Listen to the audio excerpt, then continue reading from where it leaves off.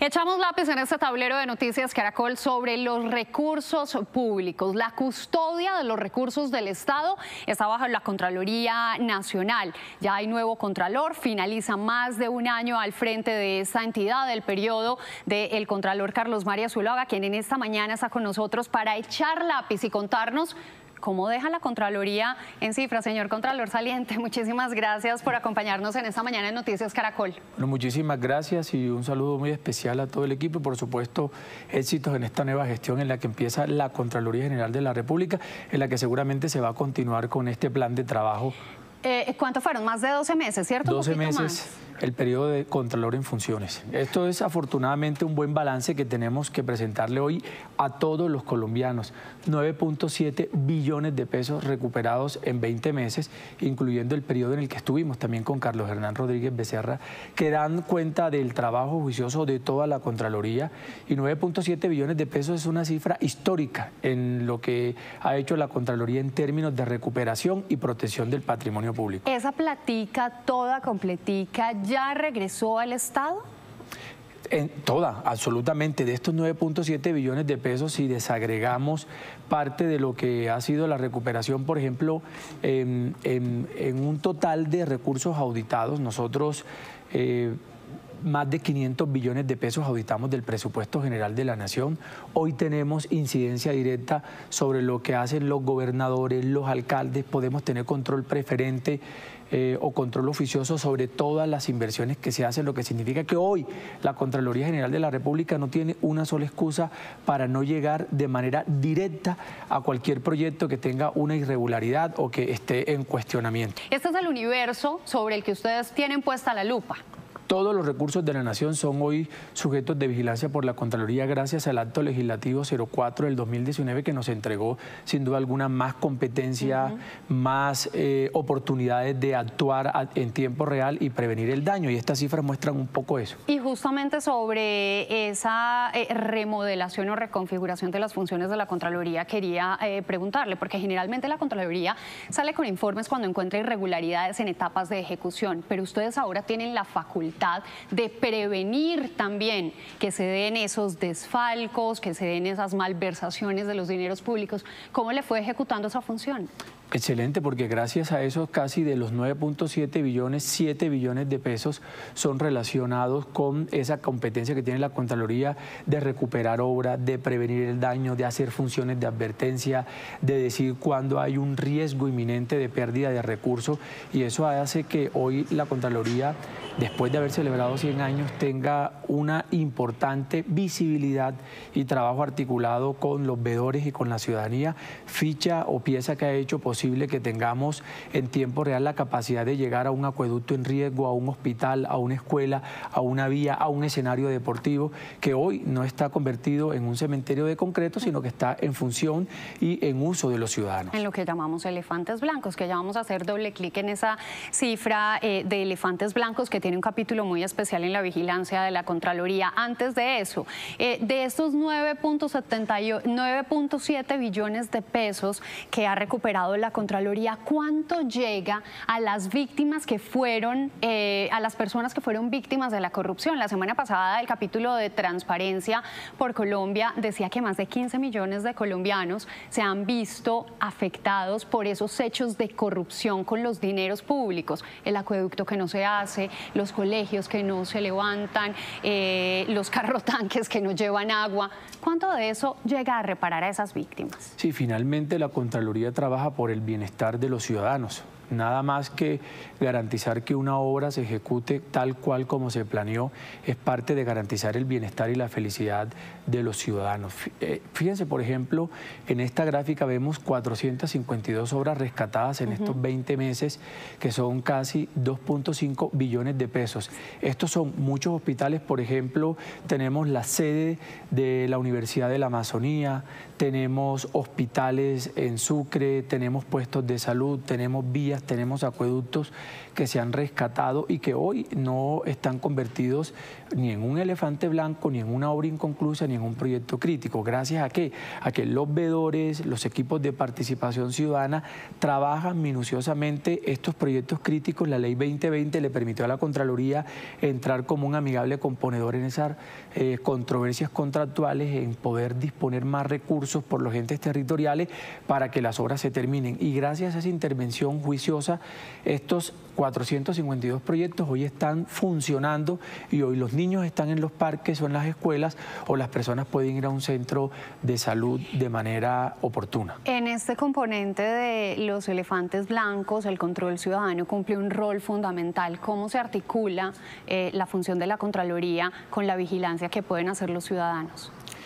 Es importante. Miren, nosotros recibimos más de 27.000 solicitudes anuales que son competencia de la entidad, denuncias que han permitido que la Contraloría pueda ver una irregularidad a tiempo, es decir, que podamos evitar el daño, y sin duda alguna los ciudadanos están completamente facultados para que conozcan y para que pongan en cabeza de la Contraloría las denuncias. Contralor, ¿qué pasa con los dineros que salen del país? ¿Hay algo que se haya podido recuperar y que esté contenido en estos 9.7 billones de pesos? Esos últimos dos escalones, que son 1.7 y 0.16, sí, son recursos que logramos rescatar, que se han consignado en las cuentas del Tesoro Nacional en este periodo, lo que significa de que la Contraloría le ha devuelto 2 billones de pesos al presupuesto del Ministerio de Hacienda para que puedan con esos 2 billones de pesos, sin necesidad de hacer una reforma tributaria, tener caja para poder financiar acueductos, alcantarillados, parques, vías, que sin duda alguna es lo que le interesa a los ciudadanos.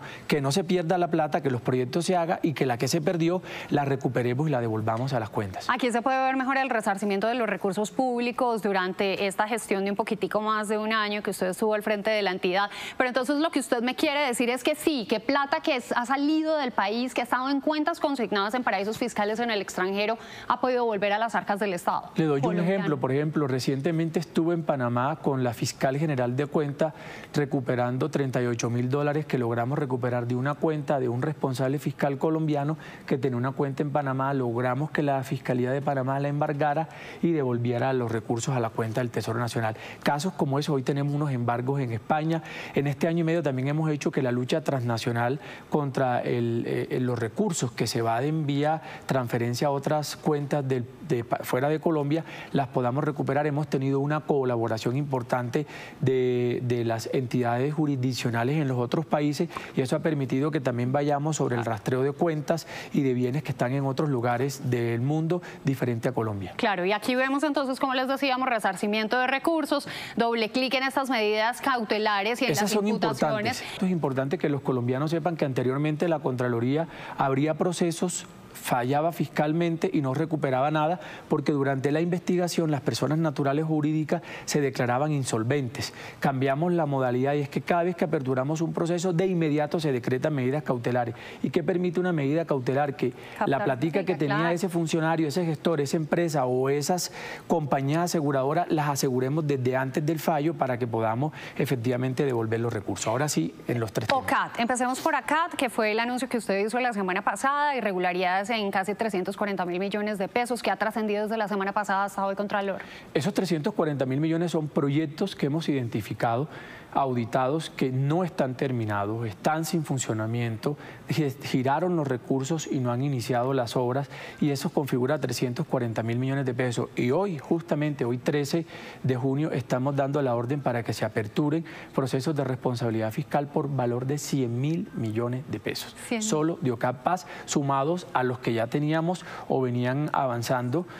Nosotros en regalías, por ejemplo, encontramos 1.2 billones en 14 años de procesos que lleva la Contraloría. Nosotros en año y medio hemos aperturado por 700.000 millones de pesos más en regalías. Hemos llevado esa cifra a 1.9. Hemos hecho el 40% de lo que la Contraloría había hecho en 14 años solo en regalías y en OCAT Paz. Entonces, la noticia de hoy frente a este tema de OCAT Paz, apertura de procesos fiscales por 100.000 millones de pesos. En OCAT Paz. Solo en OCAT Paz. Estamos hablando solo de OCAT Paz, que es la noticia que se deriva del anuncio que hizo la Contraloría la semana pasada.